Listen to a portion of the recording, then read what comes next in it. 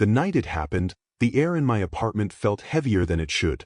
No shouting, no flying objects, just her voice, sharp and deliberate, slicing the room clean. Your friends are losers, Ryan. Every last one of them. Hanging around with them is dragging you down. So I'll make it simple, it's them or me. The way she leaned back, arms crossed, smirk pulling at her lips, it wasn't a plea.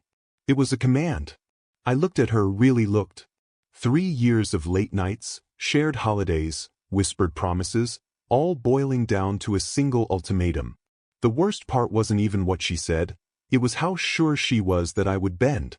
Message received, I said quietly. She didn't hear the steel in my voice. She thought it was surrender. But what I heard in my own words was an ending. My name is Ryan Mitchell. I'm 32 years old, and when my girlfriend told me to choose between her and my friends, I chose loyalty, and my revenge became unforgettable.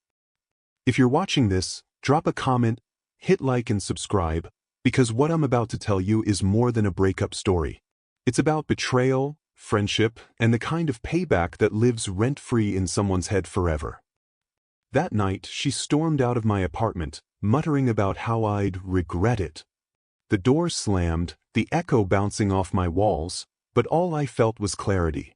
I sat on the couch, my phone buzzing with texts from the guys, Josh, Eric, and Marcus. We'd been tight since high school, brothers in everything but blood. They'd stood by me when my father died, when I almost lost my job, when nights felt too heavy to carry alone. And here she was, calling them losers. Memory burned behind my eyes. Josh helping me move into my first apartment, Eric covering my bar tab after a breakup, Marcus standing beside me at my dad's funeral. Silent, steady, stronger than any words. Losers? They were my backbone. The next day, I told them everything. We met at Josh's backyard, the same place we'd grilled burgers 1,000 times, the same patch of grass we'd stumbled across drunk after graduation. Josh shook his head, flipping a steak. She really said that? She really said that, I answered. Eric snorted. Guess you're done then. Marcus leaned against the fence, arms crossed. So what's the plan? You never walk away without one. He was right. I already had a plan forming. Because revenge wasn't about yelling at her or trying to prove my friend's worth. It was about reminding her that loyalty beats arrogance every time. And the opportunity came faster than I expected. A week later, we were planning a big summer barbecue at Josh's. Everyone would be there, friends, family, neighbors. Even my best friend's younger sister, Emily, who'd grown from the shy girl next door into someone radiant, confident, impossible not to notice. I invited my girlfriend out of habit. She scoffed. I'm not wasting my Saturday with your loser crew. Count me out. Her words were a gift wrapped in venom. Because now I knew exactly where my revenge would unfold. The days leading up to the barbecue were quiet. She texted occasionally, half-hearted attempts at control. Hope you're thinking about us. You know I didn't mean it like that. Don't do anything stupid this weekend. I replied with polite nothingness. One-word answers. Just enough to keep her blind. Meanwhile, I was laying the groundwork for something bigger. Emily and I had been growing closer for months. Late-night talks, inside jokes, small sparks neither of us had acted on. But I knew. And she knew too. The barbecue would be the moment everything crystallized. When Saturday came, the sky stretched wide and blue. Smoke curled from Josh's grill, kids ran across the lawn, laughter spilled from every corner. My heart beat steady, not with nerves, but with certainty. Emily stood across the yard, sundress catching the light, smiling as she handed out plates. For a moment, everything else fell away. I walked over, steadying my breath. Emily, I said softly, can I ask you something? Her smile faltered, replaced with something sharper, more searching. Ryan. I took her hand. Around us, conversations quieted. The smell of charred burgers and sweet corn lingered, but all I heard was my own heartbeat. Will you marry me? Gasps rippled through the crowd. Josh dropped his tongs. Eric let out a whistle. Marcus grinned, wide and knowing. Emily's eyes widened, tears brimming. Yes, she whispered. 8,000 times yes. Cheers erupted. Laughter. Clapping. And I knew, when my girlfriend heard about this, when she realized she'd skipped the one moment that rewrote everything, she would feel the weight of her arrogance in every missed call, every unanswered text. Because while I stood in the sun, surrounded by family and friends, she was alone with her ego. By the time the sun dipped low that night, my phone was already vibrating like a trapped bee in my pocket. 30 missed calls. 40. By morning it was past 100. Her name filled my screen again and again. Ryan, answer me. What are you doing? I swear to God if you don't call me back. Every message was louder than the last. I sat at Josh's kitchen table, coffee steaming, Emily's hand resting in mine, her thumb brushing the back of my knuckles. She smiled softly, still glowing from the proposal. You don't have to answer, she said. I won't, I replied. When my parents heard, reactions split like a fault line. Mom, a schoolteacher with a heart too big for her own good, beamed through the phone. Ryan, I always knew Emily was the one. She's steady. She's loyal. She's family. Dad was quieter, his voice carrying the gravel of a man who'd worked 30 years in construction. I hope you know what you're doing, son. Marriage isn't a way to win a fight. But I heard the pride under the caution. Then there was my older brother, David. He always measured life in money and image, not loyalty. So let me get this straight, he said over lunch, smirking. You dumped a woman who could have helped your career to propose to your buddy's kid sister at a barbecue? She's not a kid anymore, I snapped. And she's worth more than anyone who gives ultimatums. David leaned back, sipping his overpriced espresso. Don't come crying to me when this blows up. I left him there, shaking my head. Family, loyalty, and betrayal wrapped in the same bloodline. By the end of the week, the calls hit 300. She left voicemails now, her voice swinging between fury and tears. You embarrassed me. I didn't mean it. You'll regret this. Please, Ryan. Just please. Each one made me colder. Because I remembered the night she gave me the ultimatum. The way she dismissed Josh, Eric, and Marcus like they were stains on my reputation. Memory burned bright. Josh patching my flat tire in the rain. Eric driving me to there when I broke my wrist. Marcus handing me cash rent-free when I almost lost my place. Losers? They were worth more than her pride could measure. Emily and I grew closer in the silence her absence left. She came with me to dinners, her laughter warming the table. My mom adored her. Even my dad softened, asking her about her plans, listening in ways he rarely listened to me. David, of course, rolled his eyes. This is reckless, he muttered at Sunday dinner. Ellie, my cousin who'd always been more like a sister, smirked across the table. Reckless is letting a girlfriend insult your entire support system. Ryan's finally thinking straight. Family lines were being drawn, one conversation at a time. Then came the inheritance fight. Grandpa had left behind his old farmhouse on the edge of town, a place with history layered into the walls. The will was clear, split between Dad's two sons, David and me. But David had already made calls to realtors, talking numbers, ignoring everything else. We'll sell it, he said flatly at the lawyer's office. Split the cash. Done. I shook my head. Grandpa wanted it kept.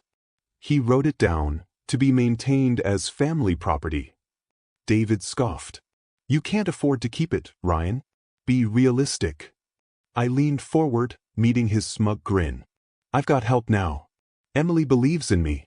That house is staying in the family. His eyes narrowed. So you're choosing her side too? No, I said quietly. I'm choosing loyalty. Something you've never understood. The lawyer raised a brow, sensing the storm. Gentlemen, this may take mediation. David walked out first, his words trailing like smoke. You'll regret crossing me. But I'd heard those words before, from my ex. And just like her, he underestimated me. By now, the calls hit 635. I counted because I stopped deleting. Every ping of her desperation reminded me how power shifts when you stand your ground. One night, she showed up outside my apartment, banging on the door until neighbors peeked through blinds. "Ryan, open the door. We can fix this." I stood inside, Emily's hand on my shoulder, steadying me. "I already fixed it," I whispered. We didn't answer. Eventually, the knocking slowed, then stopped. Her shadow moved down the hall, swallowed by silence. Still, revenge didn't feel complete. Not yet. Because the barbecue had been public. The calls were private. I needed one final moment, one that would etch my choice into memory so deep she couldn't deny it. That chance came 2 weeks later, Josh's engagement party. Everyone would be there. Friends, family, neighbors. The same circle she had once called losers. Emily and I walked in hand. Laughter, music, clinking glasses filled the air. I could feel whispers ripple, people still buzzing about our sudden engagement. And then she arrived. My ex dressed sharp, fake smile plastered on, pretending she belonged in a crowd she once despised. Our eyes met across the room. Her smirk faltered when she saw Emily beside me, glowing, confident, unshaken. Josh raised his glass for a toast. To friendship. To loyalty. To love that lasts. All eyes turned. I squeezed Emily's hand and said, loud enough for the crowd. And to choosing the people who never make you choose between them and happiness. The room erupted in cheers. Emily kissed me, laughter spilling against my lips. And I watched my ex slip out the door, her pride cracking in real time.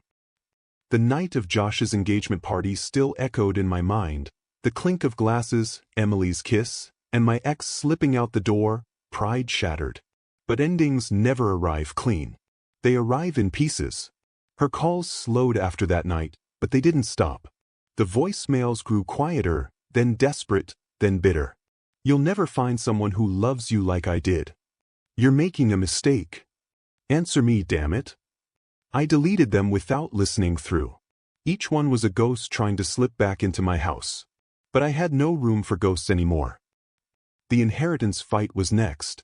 David wasn't backing down on the farmhouse. He walked into mediation with his tie too tight and his jaw set like stone. "The will's language is vague," he argued. "Maintained as family property doesn't mean Ryan gets to hoard it." I sat across from him, calm, Emily's presence in the waiting room steadying me. "Grandpa left it to us equally. I'm not selling. If you want your share, you can buy me out." His eyes narrowed. "You can't afford my half." "Then I'll hold the property," I replied. "That's my choice." The mediator sighed. "This may end in arbitration."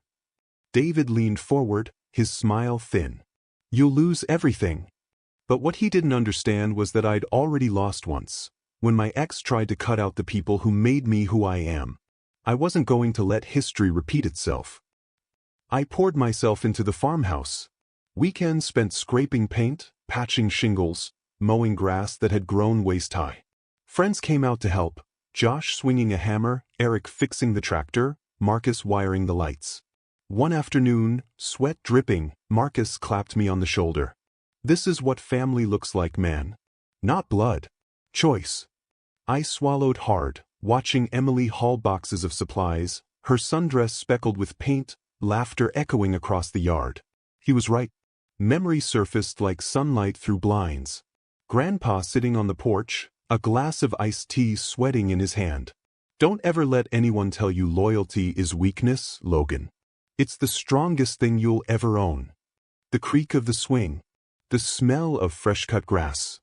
Now his words had roots in my bones. But David wasn't done. He showed up uninvited one Saturday, his car crunching into the gravel drive. He got out wearing loafers and a sneer. "This place isn't worth it," he said, gesturing at the half-painted siding. "You're throwing your life away for rot." I stood on the porch, paint roller in hand. "Funny. That's exactly how I feel when I look at you." His face darkened. "You think you're better than me because you picked some small-town girl over?" He stopped himself, but I knew what he meant. Over the girlfriend who gave me ultimatums. Over the life he thought looked better on paper. "You don't get it, David," I said. "This isn't about being better. It's about being true."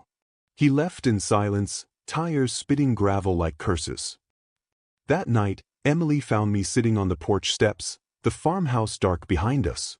She slid close, her shoulder pressing against mine. "He's not going to stop, is he?" she asked. "No," I admitted. "But neither am I." She smiled softly. "Then he's already lost." Her faith steadied me in ways nothing else could.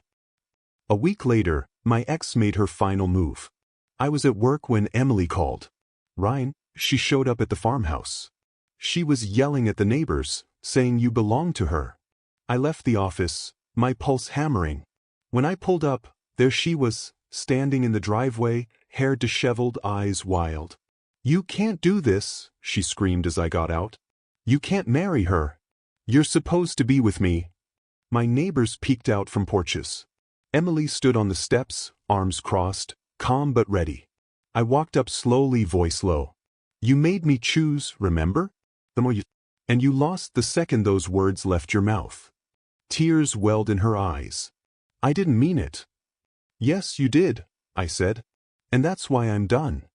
She looked around, at Emily, at the neighbors, at the farmhouse behind me, and something in her broke. Without another word, she turned, got in her car, and drove off. Her shadow never darkened my door again. The following month, mediation settled in my favor. The farmhouse was mine outright, with David begrudgingly compensated through a structured payout. His face burned red as he signed the papers, muttering under his breath. But I walked out with the keys clutched in my hand, knowing I'd defended more than land. I defended my loyalty, my grandfather's legacy, and my future. Emily met me at the farmhouse that night with champagne. We drank it on the porch, the stars sharp above us, the house glowing with new life. "This is ours now," she whispered. I kissed her, tasting promise more than champagne. It always was. Months later, as we celebrated our engagement officially with friends and family in that same backyard, I realized revenge had already transformed into something bigger. My ex's 635 calls were nothing but static. David's threats were nothing but wind. What lasted was the sound of laughter, the smell of barbecue, the sight of my friends raising glasses in loyalty. Revenge wasn't shouting or gloating. It was living better, louder, truer than they ever thought possible. And as Emily slipped her hand into mine, the farmhouse lights glowing behind us, I knew I'd already won. Have you ever faced betrayal? Share your story in the comments, and don't forget to subscribe. Because sometimes, the sharpest revenge isn't rage. It's choosing loyalty and never looking back. Loyalty is stronger than betrayal.